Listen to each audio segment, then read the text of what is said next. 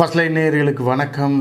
இன்றைக்கி என்ன பார்க்க போகிறோம் அப்படின்னா, நேற்று அதிமுக கூட்டணி முறிந்தது அப்படின்னு அறிவிப்பு வெளியே வந்துடுது. அதை பற்றிய வீடியோ உடனடியாக நம்ம போட்டோம். அந்த கூட்டம் முடிந்த உடனே அந்த கூட்டத்தில் இப்போ என்ன பார்க்க போகிறோம் அப்படின்னா, இதற்கு பிஜேபி ரியாக்ஷன் என்ன, டெல்லியில் என்ன நடக்குது, தமிழ்நாட்டில் என்ன நடக்குது, அண்ணாமலையை சுற்றி என்ன நடந்து கொண்டிருக்கிறது, அமித்ஷாவை சுற்றி என்ன நடந்து கொண்டிருக்கிறது அப்படின்றத நம்ம பார்க்க போகிறோம்.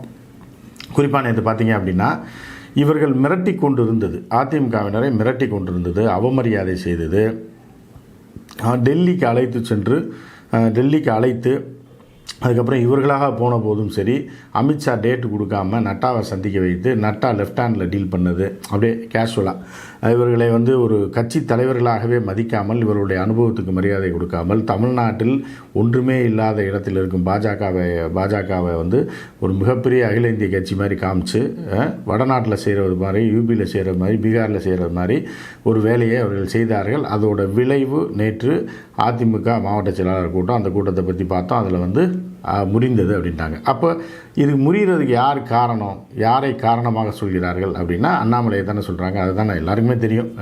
அண்ணாமலை பேசிய பேச்சுக்கள், அண்ணாவை பற்றிய பேசிய பேச்சுக்கள், அதிமுக தலைவர்களை விமர்சித்தது. நேற்று அந்த அறிக்கையில் கூட என்ன சொல்லியிருந்தாங்க அப்படின்னா, அதிமுக மாநாடு நடக்குது, அந்த மாநாட்டை அசிங்கப்படுத்தி பேசிட்டாப்புல அண்ணாமலை அப்படின்ற மாதிரியானலாம் சொல்லி, இதுக்கு மேலே இருக்க முடியாது அப்படின்றது மாதிரி சொன்னாங்க. டெல்லிக்கு போனது கூட அண்ணாமலையை மாற்ற வேண்டும், இல்லைன்னா அண்ணாமலை வாயை அடக்க வேண்டும் அப்படின்றது தான் இவர்கள் கோரிக்கையாக இருந்தது. ஆனால் அவர்கள் இதற்காகத்தானே அண்ணாமலையை வச்சுருக்கோம், நான் அதெல்லாம் மாற்ற முடியாது அப்படின்றதுனால ஒரு அதிர்ச்சி வைத்தியத்தை அதிமுக வழங்கியது.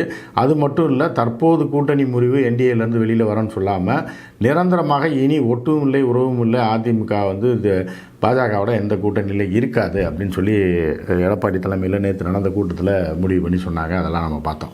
இப்போ அண்ணாமலை தரப்பு உடனே அண்ணாமலை என்ன பண்ணுறாப்புல அப்படின்னா, அந்த ஒரு ஸ்பெஷல் வீடியோலாம் இருக்குது. சின்ன சின்ன வீடியோக்கெல்லாம் நீங்கள் பார்த்தீங்க அப்படின்னா, அண்ணாமலை பேச்சை கொஞ்சம் ரீவைண்ட் பண்ணி பார்த்தோம்னா, அண்ணாமலையோட பேச்சு தெனாவட்டு எப்படி இருந்தது, நேற்று அண்ணாமலையோட முகம் எப்படி இருந்தது, பேச்சு எப்படி இருந்தது அப்படின்னு நம்ம பார்க்க போகிறோம்.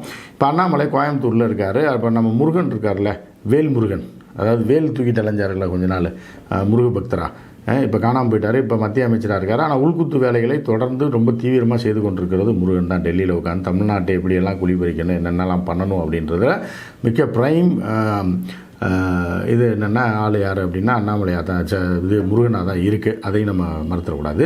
இந்த கூட்டத்தில் பார்த்திங்கன்னா முருகனும் கலந்துக்கிட்டு இருக்கும்போது இந்த மாதிரியான ஒரு கூட்டம் முடிஞ்ச உடனே எல்லாம் மைக்க போடுறாங்க. மைக்க போட்டு அண்ணாமலைகிட்ட கேட்குறாங்க, அண்ணா இல்லைண்ணா அது மேலிடம் சொல்லுண்ணா, அதாவது டெல்லி சொல்லுண்ணா, எங்களுடைய தலைமை இதை குத்தி சொல்லுவாங்கண்ணா, நான் எதுவும் சொல்கிறதுக்கு இல்லைண்ணா அப்படின்னா, அப்போ அண்ணாமலை நேற்று பேசிய பேச்சு என்ன அப்படின்ற ஒரு வீடியோவை மட்டும் பார்த்துருங்க. இதை அப்படியே நம்ம கண்டினியூ பண்ணுவோம்.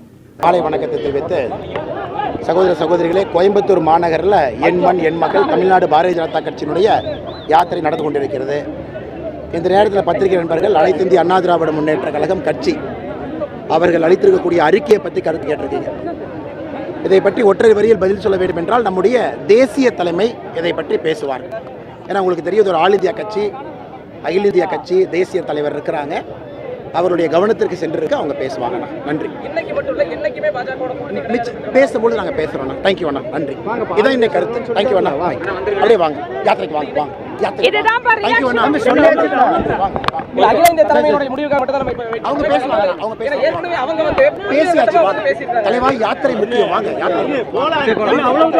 இவர் ஒரு ரிபலா, அதாவது எப்படின்னா போராளியா, இவர் எப்படின்னா அதாவது சேகுவாரா ரேஞ்சுக்கு அண்ணாமலை பேசினது அன்னைக்கு. ரிபல் ஒரு ரிபல் லீடரு. அது பாஜகவுக்கே தெரியுமா, தெரிஞ்சு தான் கூப்பிட்டு வந்தாங்களாம். இவரை கூப்பிட்டு நீங்கள் தான் இப்போ கட்சியை பார்க்கணும், இல்லைன்னா கட்சி நாசமாக போயிடும், நீங்கள் தான் அந்த கட்சியை வளர்த்தெடுக்கணுன்ற ரேஞ்சுக்கு ஒரு பில்டப்பை கொடுத்தது வேறு எந்த கட்சியை சேர்ந்தவர்களும்.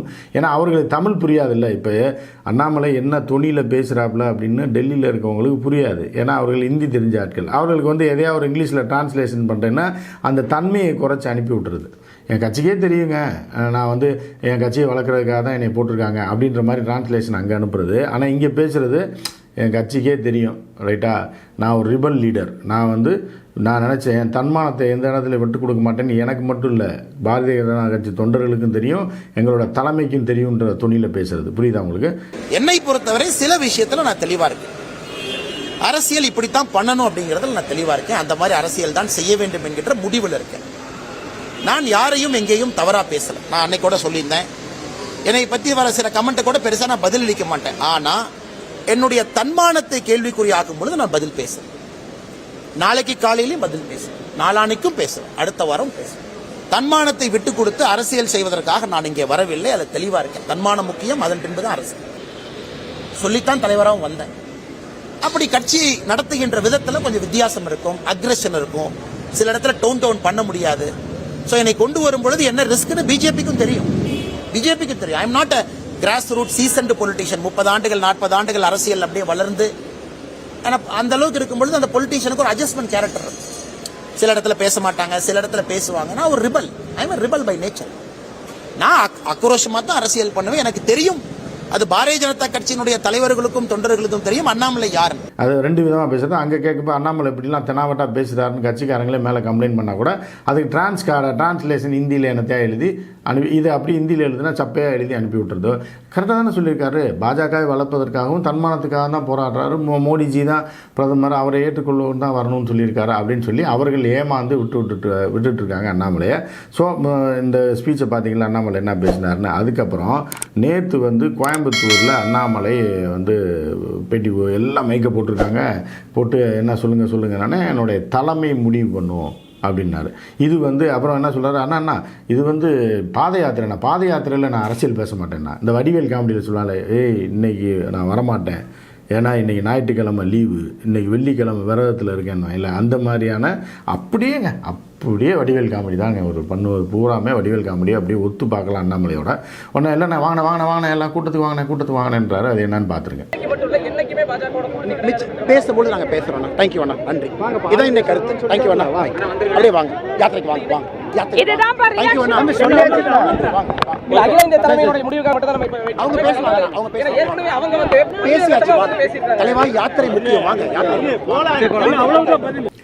பார்த்தீங்களா இந்த வீடியோவை? அதாவது அப்போ அன்னைக்கு பேட்டியில் என்ன நடந்துச்சு நீங்கள் எல்லாம் பார்த்துருப்பீங்க, டிவிகளில் பார்த்துருப்பீங்க, நம்ம சேனலில் கூட பார்த்துருப்பீங்க. என்னென்னா அன்றைக்கி பேசும்போது நான் இப்போ ஒரு முடிவோடு தான் வந்திருக்கேன். நான் சொல்கிறது தாங்க, நான் வந்து துப்பாக்கி பிடிச்ச கைங்க. அது யாருக்கு இது பண்ண மாட்டேங்க. டிவிஏசி இருக்குல்ல, எல்லா ஊர்லேயும் எல்லா ஸ்டேட்லேயும் இருக்குல்ல, அந்த பயம் இருக்கட்டும். உங்கள் தயவு வந்து எங்களுக்கு தேவை. வாக்கு வங்கி அரசியலுக்கு எங்களுக்கு தேவைன்னா எங்களுடைய தயவு உங்களுக்கு தேவை, இல்லைன்னா எல்லோரும் உள்ளே போயிடுவீங்க அப்படின்ற ரேஞ்சுக்கு பேசி கூட்டணியை உடச்சி விட்டுட்டு இப்போ என்ன பேசுகிற அப்படின்னா மத்திய தலைமை பேசுவேன். அன்றைக்கி நிருபர்கள் கேட்கும்போது சொல்லியிருக்க வேண்டியது, ஆனால் மத்திய தலைமை பேசும். இதை ஏன் பிரதர் ஏன்ட்ட கேட்குறீங்க? அதிமுக கூட்டணியை பற்றியோ அவர்களை ஜெயிலில் தள்ளுறதை பற்றியோ மத்திய தலைமையிட்ட கேளுங்க. நான் என்கிட்ட கேட்காதீங்க. நான் அன்றைக்கி சொல்லியிருந்தா இன்றைக்கி வந்து இந்த கேள்வியை கேட்க மாட்டாங்க. இன்றைக்கி கேட்கும்போது மத்திய தலைமை பேசுமா, மத்திய தலைமை முடிவு எடுக்குமா. அப்போ வந்து பேக் அடித்து அலறி அடித்து ஓடியதாக தானே அர்த்தம். அலறி அடித்து ஓடுறதுனா என்ன அப்படின்றது இந்த வீடியோவில் நீங்கள் பார்த்தீங்களா? அண்ணா வாங்கண்ணா இது நடைப்பயணுக்கு போகலாம்ண்ணா. ஏன்னா இது ரிப்போர்ட்டர்ஸ் எல்லாம் என்ன பிஜேபிக்காரனா நடைப்பயணத்தில் போகிறதுக்கு, யாத்திரை போகிறதுக்கு. ஸோ வந்து இப்போ தெரிச்சு ஓடி போய் அண்ணாமலை நேற்றுலேருந்து தூக்கமே இல்லாமல் இருக்கிற மாதிரி தான் அங்கேருந்து வரக்கூடிய தகவல் இருக்குது. அதே மாதிரி வானதி சீனிவாசன் பாவம், அவங்களுக்கு ஏதோ ஒரு அகில இந்திய போஸ்ட்டுன்னு ஒன்று போட்டிருக்காங்க. அது வந்து டம்மி போஸ்ட்டு, டம்மி பீஸாக இது பண்ணிகிட்ருக்காங்க. என்னன்னா எதை கேட்டாலும் எனக்கு தெரியாது, அகில இந்திய தலைமை சொல்லணும். அப்புறம் நீங்கள் யார்? நீங்கள் அகில இந்திய தலைமை தானே. அப்போ உங்களுக்கே நீங்கள் அகில இந்திய தலைமையில் இருக்கக்கூடிய, அதாவது மகளிர் அணி தலைவியாக இருக்குன்ற நம்பிக்கை உங்களுக்கு இல்லைன்னா அப்புறம் என்ன இருக்குது அப்படின்ற மாதிரி அந்த மாதிரி விடுங்க. கணக்கிலே பிஜேபியில் பெண்களை கணக்கிலே சேர்க்க மாட்டாங்க. ஏதோ டம்மி போஸ்ட்டை போட்டு எல்லாம் ஒரு 4 பேர் தான் ஆதிக்கம் செலுத்துவாங்கன்னு வச்சுங்களேன். அது ஒரு பக்கம் போயிட்டுருக்கு. ஸோ இது ஒரு பக்கம் போயிட்டு இருக்கும்போது டெல்லியில் என்ன நடக்குது அப்படின்னு பார்த்தீங்க அப்படின்னா, அவர்கள் அதிர்ச்சி அடைந்து விட்டார்கள். அவர்கள் என்ன நினச்சாருங்க அப்படின்னு பார்த்தீங்க அப்படின்னா, எப்படியா இருந்தாலும் இவர்கள் வந்து அடிமைகள், இவர்கள் நம்மை நோக்கி வந்து தான் ஆகணும், இல்லைன்னா நம்ம கேஸை போட்டு உள்ளதுக்கி வச்சுருவோம். பல பேர் மேலே பல வழக்கு, எடப்பாடி மேலே வழக்கு இருக்குது, ஏன்னா பல்வேறு நபர்கள் மீது வழக்கு இருக்குது. ஏன்னா இருக்கும்போது இவர்கள் இது மிரட்டிடலாம், இவர்கள் நாம் சொல்வதை எல்லாம் கேட்பார்கள் என்று இந்த நேரத்தில் தான் எடப்பாடி போட்டு டமால்னு இப்படி உடச்ச உடனே, அதாவது ஐபி ரிப்போர்ட்டு போயிடுச்சு. அதாவது இவர்கள் வந்து இந்த மாதிரி எதிரான ஒரு முடிவை அறிவிக்க போகிறாங்க அப்படின்னு போனால் கூட கடைசியில் இவர்கள் அறிவிக்கிற வரைக்கும் அவர்களுக்கு உண்மையிலே இப்படி ஒரு முடிவை இவர்கள் எடுப்பார்கள்னு தெரியாது. ஐபி ரிப்போர்ட்லேயும் வந்து கொடுத்த ரிப்போர்ட்டில் கூட தெரியாது. இந்த மாதிரி ஒரு மனசில் இருக்குங்க, இந்த மாதிரி அறிவிக்கலாம், அப்புறம் நம்ம பேட்சப் பண்ணிக்கலான்ற ரேஞ்சில் தான் மத்திய பாஜக இருந்துச்சு. ஆனால் பார்த்தீங்க அப்படின்னா அதிரடி அறிவிப்புன்ற மாதிரியாக ஒட்டுமில்லை உறவுமில்லை இன்னை சேரவே மாட்டோம் அப்படின்ற மாதிரியான ஒரு சூழல் வந்ததுக்கப்புறம் அவர்களே அதிர்ச்சி அடைந்து விட்டார்கள். நட்டாவும் சரி அமித்ஷாவும் சரி இப்போ இதை எப்படி டீல் பண்ணுறதுன்னு அவங்களுக்கு தெரியல அப்படின்ற மாதிரியான ஒரு விஷயம் இருக்குது. சரியா, இது இன்றைக்கி இப்போ நான் போடுறது வந்து பார்ட் 1 வச்சுக்கோங்க. இன்றைக்கி பார்ட் 2 வந்து வித்தியாசமான ஒரு விஷயம் இருக்குது. அதை நான் ஈவினிங் ரிவீல் பண்ணுறேன். அது வந்து இன்னும் பயங்கரமாக இருக்கும். நீங்கள் எதிர்பார்த்துருக்கவே மாட்டீங்க. ஓ இப்படி ஒரு உள்குத்து இருக்கா, இப்படி இருக்குமா, அப்படி இருக்குமான்ற உங்களுக்கு சில சந்தேகங்கள்லாம் இருக்குல்ல. இதை வந்து ஆணித்தரமாக இன்று மாலை வந்து ஒரு ஸ்பெஷலாக ஒன்று போடுறேன். அது வந்து இன்னும் சில விஷயங்கள் உறுதி செய்யப்பட வேண்டியது இருக்குது. டெல்லியிலையும் சரி சென்னையிலையும் சரி அதை உறுதி செய்துவிட்டு நான் மாலை வந்து அந்த வீடியோவை போடுறேன்.